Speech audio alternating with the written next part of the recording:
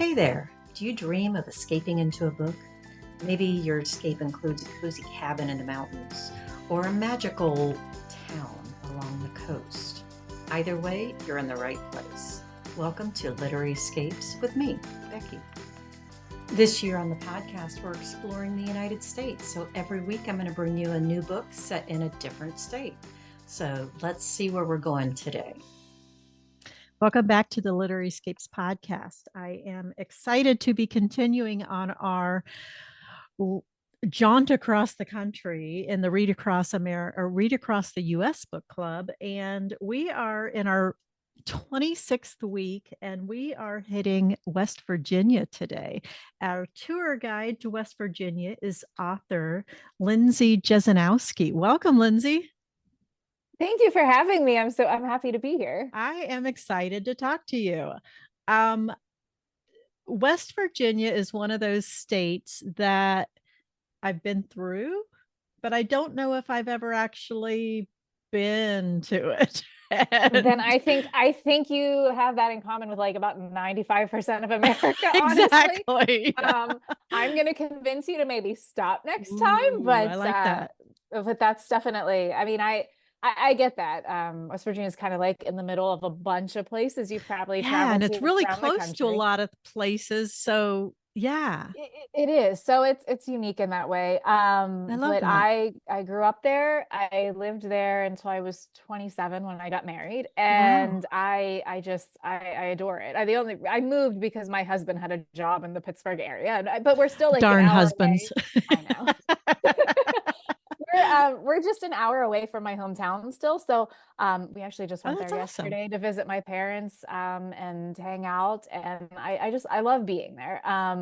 It's a unique place because, it's funny because a lot of the books that I read and a lot of the tropes that people seem to resonate with, they really like, small town type Mhm. things.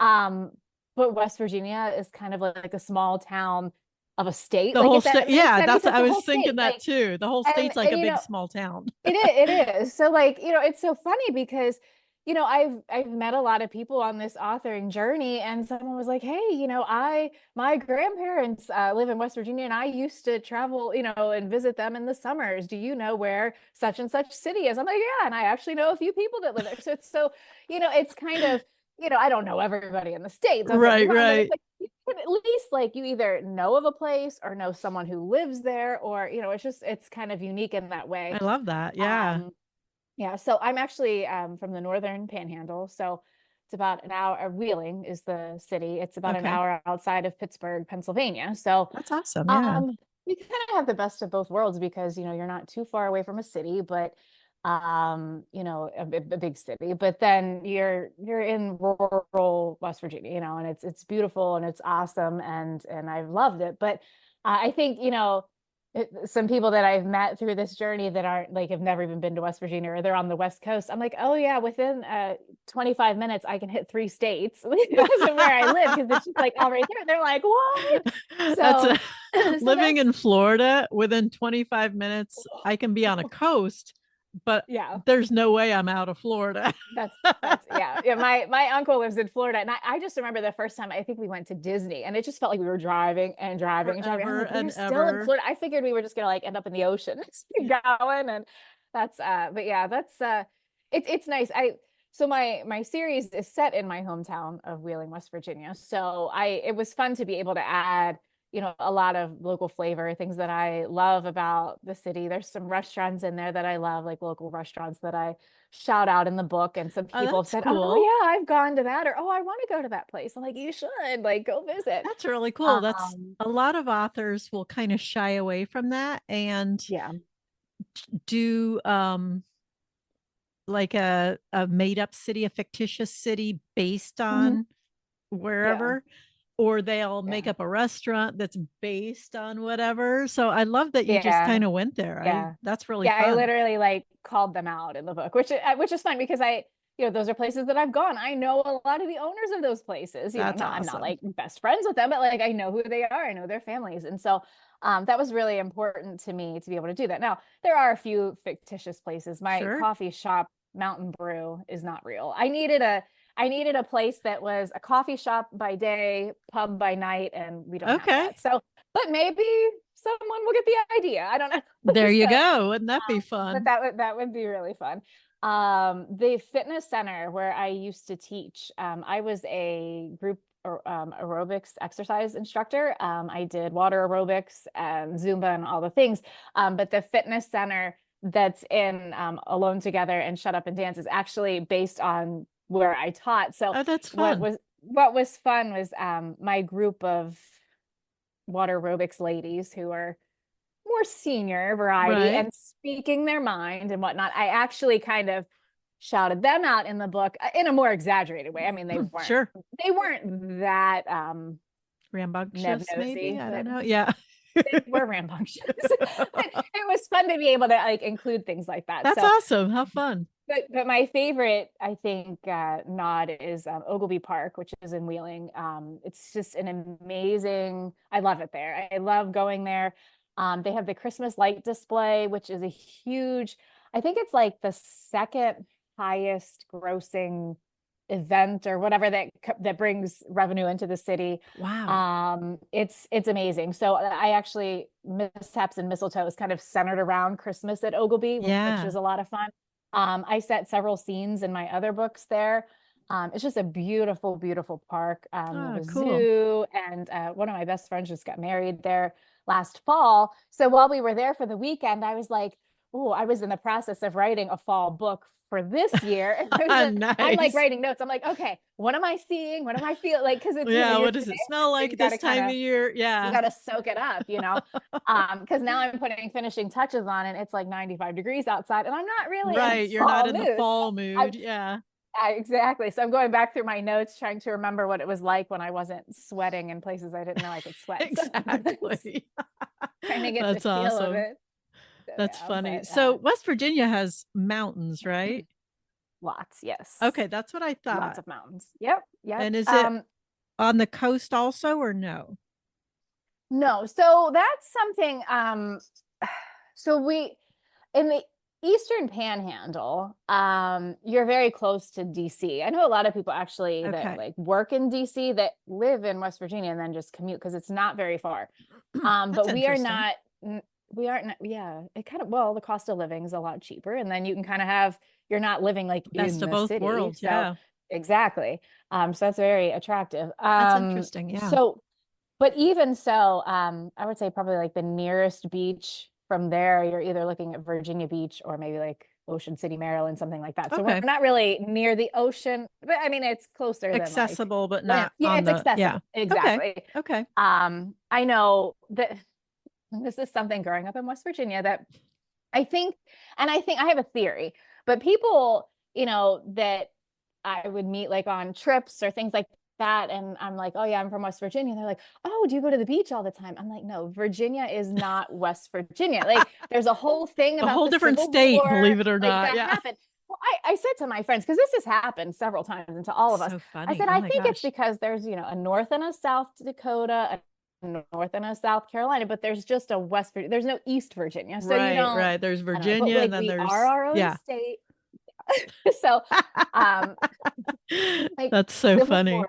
Oh yeah. So, but yeah, so that's it. So we aren't really, yeah, we're mountain type. So where I Okay. grew up in Wheeling in the north, I would say, like, I mean, it's very, I don't say I live in the mountains because that's not necessarily the mountain part of the state, but it cracks me up because friends of mine from out of town, they're like, oh, wow, you live in the mountains. I'm like, do I? I don't know. Ish. But then like Yeah. I've gone to like Texas and it's like flat. I'm like, okay, so maybe I do live in the mountains because, like if you're not used to, but if you're like, oh, I want to see some mountains in West Virginia, that would be farther south.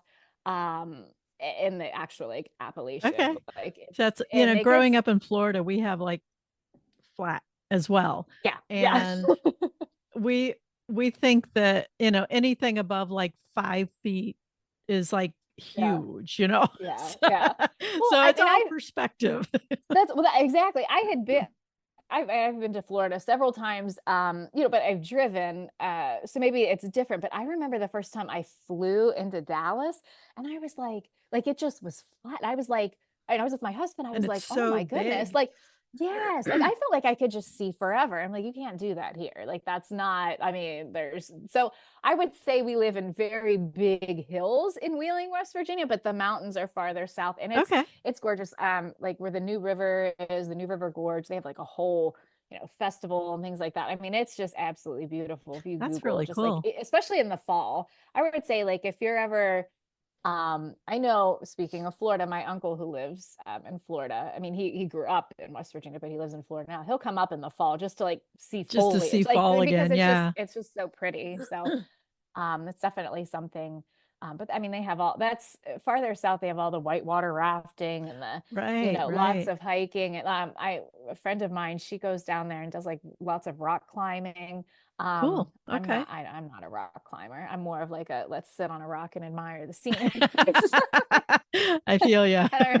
That's my adventure side. But no, I mean, even, like I said, at Ogilvy, this is not sponsored, by the way. I just love Ogilvy. But Yeah, it's so that's a place where you go and there's just nature all around. I mean, deer I will love like that. come up to you in the parking lot and just like, hey, how are you doing? And then they just go on their way. Isn't So that it's just amazing? it's Wow. amazing. It's I it's love that. beautiful.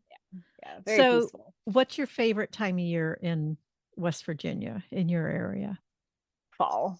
I love fall. Yeah. It's beautiful, and I'm gonna get probably flack for this too, but I love winter here. We don't get, I mean, we get snow, don't get me wrong, but it's not, the farther north you go, there are areas in Pennsylvania where like it snows and you don't see the ground for like a long Right. time.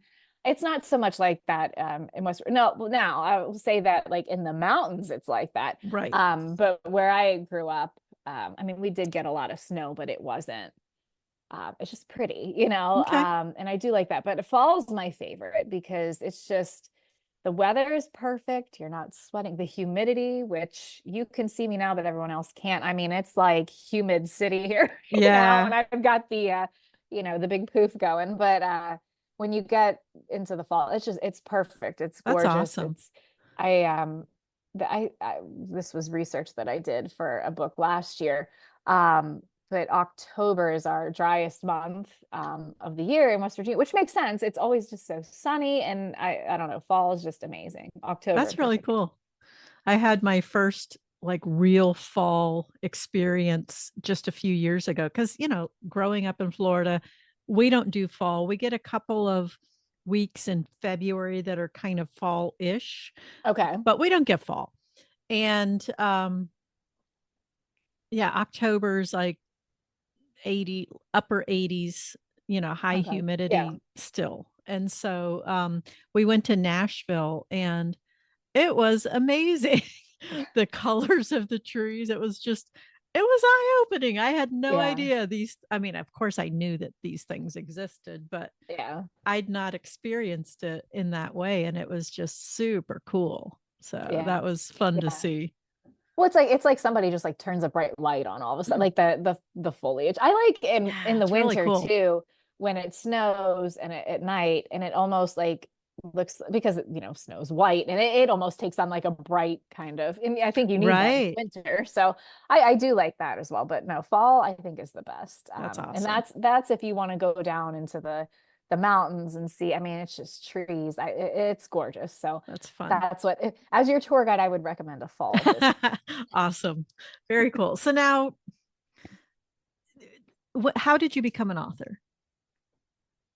Oh, so as a kid, I always enjoyed, making up stories and having fun with that. I always said I wanted to write a book, but like when you're 8 years old, what does that look like? It looks Right, like right. lots of notebooks with random stuff in it. So then I, I wrote throughout high school. It was just something I always loved. When I got to college, I actually went to college originally to be in broadcasting, which I love, which is another form of storytelling. Mm-hmm. But I wasn't in love with like the schedule, like, and being on call all the time and all that kind of stuff. So I went my fallback plan, and I changed majors as I decided I wanted to be a teacher. And so I ended up keeping broadcasting and journalism as a minor, which seemed weird to everyone, but I was like, well, I still like doing this stuff. I still Yeah. like writing. Yeah. I still like, sharing information, whatever. So when I became a teacher, I was an English teacher. The high school that I got hired at, they were actually coincidentally looking to start a media center, Oh, like I with love some it. news writing and things like that. I was like, oh, I have some Pick me. experience Yeah. with that. So I hadn't really written much for a few years. But once I got in there and started teaching other kids how to write and making stories and things like that, I was like, I like this again, and I kept thinking about that. And then I got married and had kids, and they take up a lot of time. So They I do. didn't have a lot of creative energy.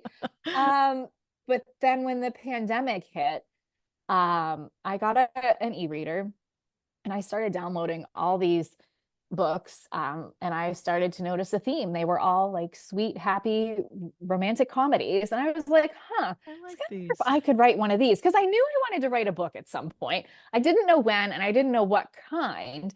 I had written a children's book. It's unpublished, like a little thing, but I was like, Mhm. That's not really my passion, I wouldn't say. I enjoyed it. So I was like, you know what? We're all locked in the house. I can't go anywhere. Right. I had this idea for a story, and I was like, I'm just gonna try. I had no idea. I don't want to say I had no idea. I really didn't know what I was doing, but I was like, I'm just gonna give this a shot. And I loved it. And I was like, this is the kind of story, because I think at that time I just wanted to read things that were happy Yeah. and that I knew would end happily, because Yeah. we That was all needed that important. at that time. And Mhm. I wanted to write a book that would do for others what those kinds of books did for me, but Yeah. put my own spin on it. So that's kind of where I I went. And appreciate that. Yeah. yeah, I had no intention of publishing when I started. But as I went on, I was like, I kind of want other people to read this. So I met a few people who end up, now they're like my closest friends, that are also authors, and they volunteered to read it for me. Nice. And they were like, okay, it needs some work, but like this has potential. I said, Yeah. Got a like, that's story all. there. Yeah, you have something. And it was funny because halfway through writing that, I was like, well, these side characters would make a fun story. So then it started Right. like going from there, because Alone Together, I had only ever intended, if I published, which I wasn't sure I was going to even do that. I had only intended for it to be, That a was it. single Yeah. story. That was going to be it. So yeah, that was definitely a surprise. And something that I don't think, it was just unexpected. And so that was kind of through this whole writing journey. I'm like, as I'm writing things, I'm allowing myself to kind of be surprised, because Mhm. that was a surprise to me, like just even, I don't know, just kind of letting the story go where it would go, and even just letting myself write what I wanted to write at the time, because Yeah. I didn't have a plan per Mhm. se. I Yeah. just kind of let the characters in the story and my career just kind of go. And so that's been a lot of fun, because like I said, I didn't start out thinking, oh, I'm going to turn this into a series, and oh, it's going to do this and that. It was just like, this is a story I want to tell. And then it just kind of flowed from that, because I honestly wasn't even sure anybody would want to read my first story. And then people were like, we need Johnny's story. And what about this character and whatever else? I'm like, you guys care about these people? That's Wow. awesome. Like, that's surprising, but Isn't that okay. fun though? It To was. when readers start saying, well, what happened to so and so? And Yeah. what's Yeah. their What happened? story? And Yeah, exactly. And I'm like, well, it's funny you should mention that. yeah. They might So have a story. they might. I Even would if you have to weren't like planning actually on it. write it. Yeah. Well, that's the thing, because like people can read these books in like a day or two. And I'm like, well, it takes me some time to write this. So please Right. be patient. And they are. I have, my readers are amazing, but I'm like, just give me a few months here. Get my thoughts in order. But it's a great feeling, because like I said, I didn't, when I wrote Alone Together, I was like, I don't even know if anyone's going to want to read this. And when I sent out my first set of arcs, I was just like, oh, like, and when that first review came back, I was like, this is really good. I was like, okay, not that I needed the validation, but just that, like, it's funny, because, when you write your first draft, you're like, this is garbage. And it is, because that's just the Well, general, like, that's how it's you supposed just to be. accept the first draft as garbage. But when, when you feel like you really have something, or you feel like it's something that, you're pleased with, or else Yeah. why would you be sharing it? You hope that at least it resonates with somebody. Like that Right. not everyone's like, wow, you should have like left this on your laptop and thrown it in the trash. So That would be hard to hear, but yeah, that would be. that would be hard. So Yeah. you're a teacher still, right? I'm actually a stay-at-home mom now. So Okay. Okay. yeah, So I have. do you have presumably more time to write then, or You would think, I but mean, kids, like you said earlier, kids take up a lot of time. So it's just so happened that you caught me on the week that like my girls go to camp 2 weeks out of the summer, and you were like, "Hey, do you want to do?" That's why it's so quiet here. I have the dog, and that's it. The summers are interesting. I'm trying to finish. I will finish. I will finish this. But I have a project for the fall and winter that I'm trying to finish this summer, and I'm almost finished, and Nice. it'll be done. But do when they're at school, I do have more time. Okay, that makes But I sense. also, well, I wanted to also be able to, volunteer at their school and, Mhm. do those kinds of things. So while in theory I should have more time than I actually do, the extra little things, I mean, it's a lot. It's a lot. Yeah, It's a especially if lot. you're an involved parent. It's a lot. Yeah, I took pictures for yearbook this year, which was great because I got to like go in the school and stuff. But I mean, that was a big time commitment, Yeah. I loved it, but that did take away. So I think for me, it's the balance between, doing the mom thing and doing the author thing. And I want to do both, and I want to give both the attention they deserve. But my kids are only going to be this age once, and they're Exactly. only in a few years they probably won't want to see my face at the school, so I'm still take advantage of that now, and do what I can. So it's just kind of that, people talk about a work-life balance. I guess I'm like a work or a volunteer and life balance, Well, but and life goes in seasons, so you kind of have to embrace whatever season you're in and roll with it. So, yeah, I this mean, was the that's first year that both of my kids were in school full time. My youngest started kindergarten. She had all ooh, day fun. kindergarten.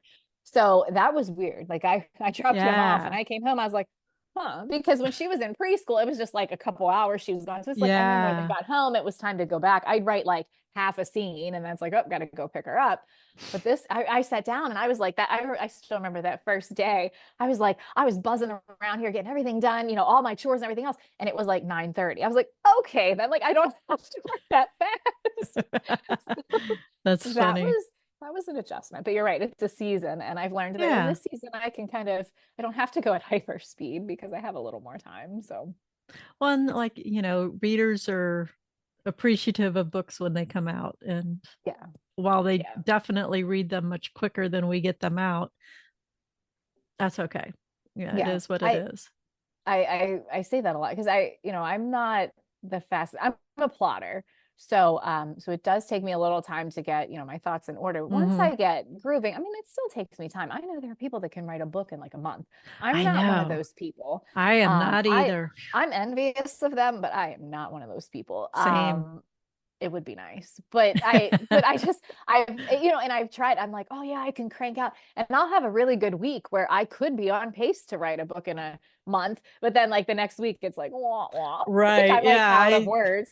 totally. um so that's not sustainable for me. So I think like through this author journey, that's one thing I've learned is that, and had to accept that this is how I write, this is how fast I write. I'm, slower than some, but faster than others. And I'm just Yeah, me. Like that's how my brain works. That's my process. So, I like it. yeah, That's fun. Very cool. yeah. So the book that we are highlighting in the book club is called Alone Together. That was your first book, Mhm. and the series is When in West Virginia, which Yes. I appreciate that title. I think that's a lot of fun. So tell us about the first book in that series, Alone Together. Okay, so the first book in my series, that was the one I started during the pandemic that I probably rewrote like 5 times. Ironically, about a month ago, I was cleaning out my office and I found the first draft. And I was Oh like, no. oh my goodness. Wow, have things Kind changed. of crazy But how different they whew, can look. yeah. But Alone Together was my I had this thought going through the pandemic. And I will say Alone Together is it's set during the pandemic, but no one gets COVID, nobody dies, Right. nobody, it's nothing like that. I merely used the pandemic to force proximity. Yeah. But I was thinking when I was writing or when I got the idea, I was married and had my kids during the pandemic, but I was like, what if you were like in your dating prime and now all of a sudden you can't go out, you can't like what Right. happens? And then I threw an extra little challenge in there and I thought, well, what would happen if you were new to a town and you didn't really know anybody, and what How would would you that look even like? meet people in the middle of a Exactly. pandemic Exactly. where you can't go So anywhere? you can't go anywhere. They're like literally saying like stay away from people. Right. So I started hearing people being in these like bubbles or these pods, like where they had like maybe a neighbor and that was their like That was COVID their bubble bubble. or Yeah. whatever. And they hung out with those people. And I was like, well, what if you're single, you don't have, kids, you're far from family, whatever. What does that look like? And so that's kind of where the idea took off. Where we have Max, who is attempting to date for the first time in a while. You'll find out why in the book. I don't want to spoil anything, but he's kind of hesitant to kind of get back out there. And Hannah, the water aerobics instructor at the gym, who is new to wheeling and doesn't really know that many people.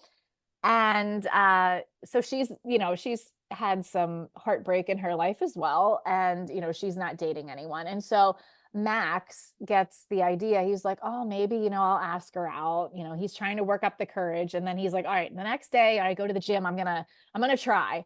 And it turns out the gym shuts down. Everyone's on lockdown. And at the beginning of the lockdown, we thought, oh, it'll be like a week or two. So he's Right. like, all Right.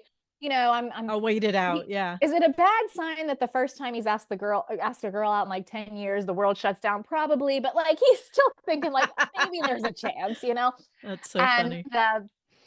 and anyway, but obviously the lockdown goes on much longer. But it turns out he had just moved into a new apartment complex before quarantine, and it turns out his next door neighbor, he shares a wall with. He goes out on the balcony. He finds out that it's Hannah, the girl he was going Oh, to ask funny. out. So it kind of takes on a turn that they become like their own little bubble. And to throw a little something extra in there, Max's 16-year-old niece comes to live with him because she has asthma and both of her parents are first responders, doctors. Oh, And okay. so they decide to let her live with him during that time. So because he has the good internet and everything. So she's doing, her online classes and everything else. So she's kind of like the third wheel in all this. So the three of them make this, bubble and just trying to get to know each other. And then like Quinn kind of pops in and out. So that Oh, was that's fun to write funny. because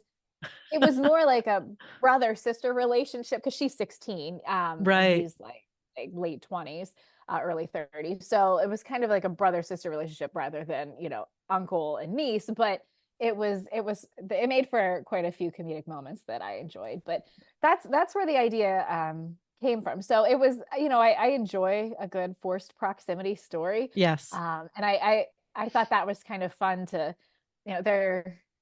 what else can they do? So Hannah starts doing some live stream classes, exercise classes, and he watches and participates and they work out together and share meals together. And it was just kind of fun to watch that all unfold because they're both kind of like super guarded initially.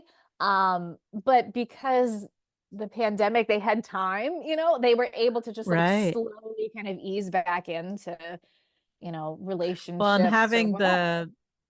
the niece in there can throw some funny conversations in So it was, because, kids are kids and they'll say whatever yeah, they yeah, want to, especially yeah. a 16-year-old. So, Yeah. Plus, it was a way I added her because I was like, well, these are two single people, and I want to keep this a clean romance. So I had to right. throw Quinn in there to kind of like, like let's be you know, because otherwise they would just sit and maybe, I don't know, make out the whole book. And like, you know, so I'm like, you have to have her pop in and out, you know, and, but it was fun because, you know, Max was very hesitant to get out there and date.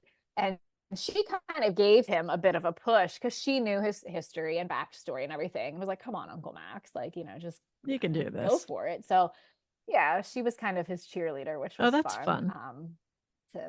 To explore. Awesome. That sounds like fun. So then the next 2 books are side characters in that? Yes. So the Mishaps in Mistletoe would take place like that Christmas after Alone Together. So you'll meet, it's a sister of somebody in Alone Together, and then it's a second chance romance. You wouldn't have met the male main character. And then Johnny, who is Max's best friend from Alone Together, and Angie, who is Hannah's best friend from Alone Together. That's Shut Up and Dance.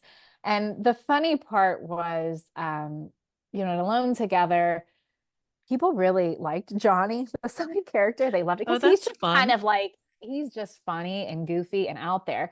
And somebody, a review for Alone Together, it was a rave review. It was amazing. I still can't believe it. But at the end, they said, if the next book isn't about Johnny, I'm suing. And well, and I already had in my mind the Christmas book, which was not Johnny's story.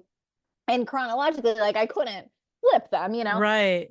Like, and I loved writing Johnny. He was just fun. Like any scene he was in, I was just like, let's just go. Don't you love those kind of characters? I love that character. So I was like, well, I want to avoid a lawsuit. No, I'm kidding. So I was like, I think I can make this work. So what I ended up doing, the female main character in Mishaps in Mistletoe is a little older.